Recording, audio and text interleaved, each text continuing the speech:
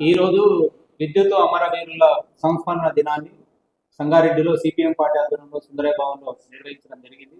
2000 సంవత్సరంలో విద్యుత్ ప్రైవేటీకరణను ఆపాలని, ప్రజలపైన వేసిన భారాలను వెంటనే తగ్గించాలని ఆ రోజు పోరాటం చేస్తూ ఉంటే, ఆ రోజు నరంతక చంద్రబాబు నాయుడు కాల్పులు జరపడం ద్వారా ముగ్గురు యువ కిషోరాలు చనిపోవడం జరిగింది.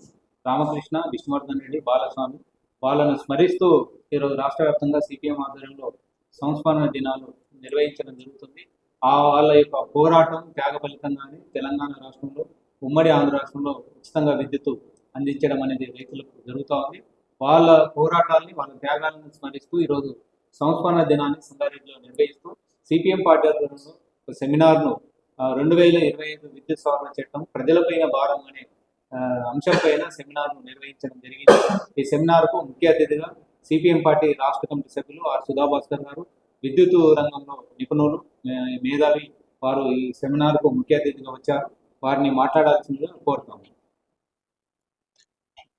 విద్యుత్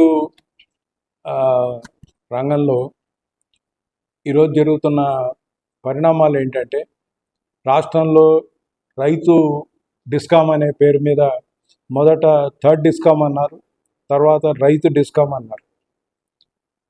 మొత్తం రైతుల సబ్సిడీ అంతా దాని లోపలికి వెళ్తుంది అనేది ఇప్పుడు గవర్నమెంట్ చెప్తున్నటువంటి విషయం. మొదట థర్డ్ డిస్కామ్ అన్నప్పుడు 200 యూనిట్ల లోపు పొందేటువంటి పట్టణ ప్రాంతాల్లో ఉన్న వాళ్ళను కూడా దాంట్లో కలుపుతూ 44 జీవో 2025 డిసెంబర్లో విడుదలైంది. ఆ తర్వాత రైతు డిస్కాంలో వాళ్ళని మినహాయించారు. అది ఒక అంశం. అందుకని ఇప్పుడు ఏ రకమైనటువంటి అంశాలు దీంట్లో వస్తాయి, ఎలాంటి పరిణామాలు వస్తాయి అనేటువంటిది ఇంకా చూడాలి. గవర్నమెంట్ కూడా అటు ఇటు తేల్చుకోలేకుండా ఉంది. సిఐటికి సంబంధించిన యునైటెడ్ ఎలక్ట్రిసిటీ ఎంప్లాయీస్ నేను అన్ని కార్మిక సంఘాలని కలుపుకొని పోరాటం చేయడానికి సిద్ధంగా ఉంది, చేస్తోంది. ఇది ఒక అంశం.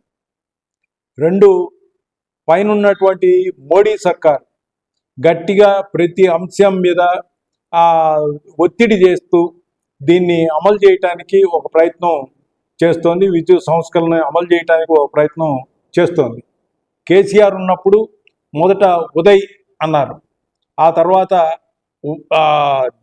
ఇంకోటి పేరు మీద పెట్టారు, ఇప్పుడు మళ్ళీ మరొక పేరు పెట్టారు.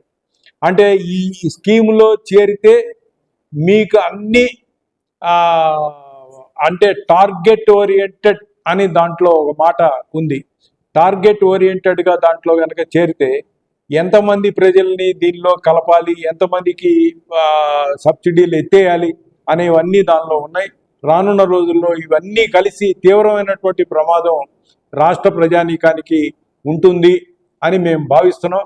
అందుకని రాష్ట్ర ప్రజలు ఈ సంస్కరణలు, రైతు డిస్కాము ఇట్లాంటి మాటల్ని నమ్మకుండా జాగ్రత్తగా మొత్తం అందరూ కలిసి పోరాడడానికి సిద్ధంగా ఉండాలని కోరుతున్నాం.